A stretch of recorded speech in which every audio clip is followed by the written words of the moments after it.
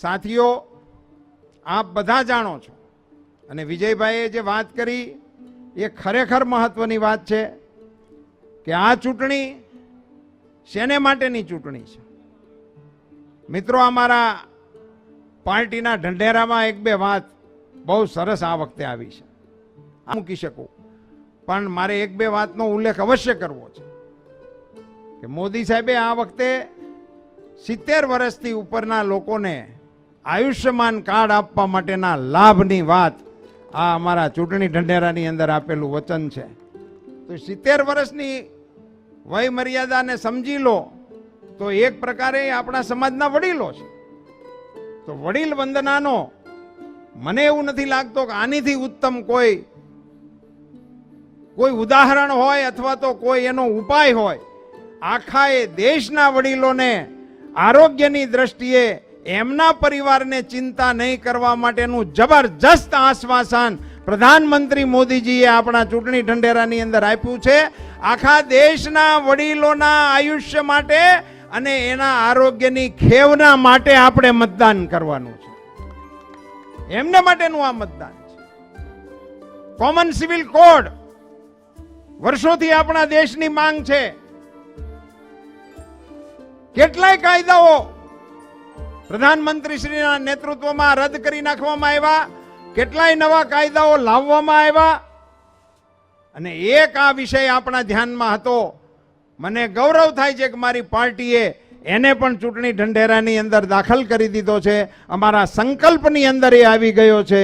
આવા વિષયોને લઈ અને આગામી દિશામાં, આગામી દિવસોમાં પ્રધાનમંત્રીશ્રીના નેતૃત્વમાં દેશને વિકસિત ભારત બનાવવા માટેનું લક્ષ્ય મોદી સાહેબે સરકારની સામેથી રાખ્યું છે. તમને બધાને મારે જણાવવું જોઈએ કે આ ચૂંટણીની સિઝન હોય ત્યારે સામાન્ય રીતે દિલ્હીની અંદર વહીવટ ઠપ હોય, સાધારણ રીતે, કારણ કે ત્યાં સરકાર બધી ચૂંટણીની અંદર વ્યસ્ત હોય, સંસદ સભ્યો પણ મેદાનમાં હોય, મંત્રીશ્રીઓ પણ મેદાનમાં હોય, એટલે મોટે ભાગે ત્યાં આરામનું માહોલ હાલતું હતું. આ પહેલી વખત આઝાદી પછી મોદી સાહેબે સરકારના વિભાગના વરિષ્ઠ સચિવશ્રીઓને, તમામ વિભાગના, આગામી જૂન પછી ભારતમાં ભાજપની સરકાર બનવાની છે. ઈ સરકારે પહેલા 100 દિવસમાં શું કામ કરવાના છે એનું પ્લાનિંગ અત્યારે આખું સચિવાલય ભારત સરકારનું કામે લાગેલું છે. પહેલી વખત આ પ્રકારનું આયોજન પ્રધાનમંત્રીશ્રી દ્વારા થઈ રહ્યું છે. અને જ્યારે પ્રધાનમંત્રીશ્રી આગામી દિવસોમાં આપણી સરકારને કઈ દિશામાં લઈ જવી એ માટેનું પ્લાનિંગ કરી રહ્યા હોય ત્યારે એના ટેકામાં અને ખાસ કરીને મોદી સાહેબનો એક નવો વિચાર કે જે કોઈ યોજના બને એ 100% અમલી થવી જોઈએ. આ ગામમાં પ્રધાનમંત્રી આવાસ યોજનાના આટલા મકાન મળવા પાત્ર છે તો બધાને મળી જ જવા જોઈએ. આ ગામમાં પાણીના કનેક્શન આટલા લોકોને મળવા પાત્ર છે, મળી જ જવા જોઈએ. 100% અમલ કરાવવાનો પ્રયાસ નરેન્દ્રભાઈ મોદીજી દ્વારા, પોતાની સરકાર દ્વારા વિકસિત ભારત યાત્રા કરીને આખા દેશના ગામોમાં જઈને પૂછી અને પૂરું કરવાનો પ્રયાસ કરે છે. હું આપ સૌ નાગરિક અને કાર્યકર્તા ભાઈ બહેનોને નમ્રતાપૂર્વક પૂછવા માંગુ છું અને વિનંતી પણ કરવાના મતનો છું કે જ્યારે સરકારના વડા 100% યોજના નાગરિકોને મળે એની મથામણ કરતા હોય તો નાગરિકો તરીકે 100% મતદાન કરવાની મથામણ આપણે શું કામ ના કરીએ? કરશો? ધન્યવાદ.